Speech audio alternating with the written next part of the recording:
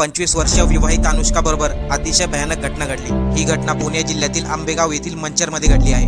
1 April 2021 रोजी केतन गावडे या तरुणाशी अनुष्काचे लग्न झाले होते। नवऱ्या मुलाच्या घरच्याच्या मागणीनुसार 10 तोळे सोने तसेच नवरीच्या अंगावरती भरपूर दागिने घातले होते। लग्नानंतरचे 3 ते 4 महिने अनुष्काचे आनंदात गेले। त्यानंतर मात्र अनुष्काची सासू कल्पना गावडे ही तिचा नेहमी मानसिक छळ करू लागली। तू कपडे व्यवस्थित धुत नाही, तुला जेवण बनवता येत नाही, असे अनेक टोमणे तिला मारत होती। तसेच पती अनुष्काला आई वडिलांकडून कार घेण्यासाठी पैसे घेऊन ये म्हणून तिच्या संगे दारू पिऊन मारहाण करत होता। अनुष्काला जो त्रास होत होता त्याबद्दल तिने आपल्या आई वडिलांना माहिती दिली होती, परंतु तिचे आई वडील तिची समजूत काढून पुन्हा नवऱ्याकडे पाठवत होते। 27 जानेवारीला मात्र सकाळी अनुष्का उठलीच नाही। तिला हॉस्पिटलमध्ये दाखल करण्यात आले।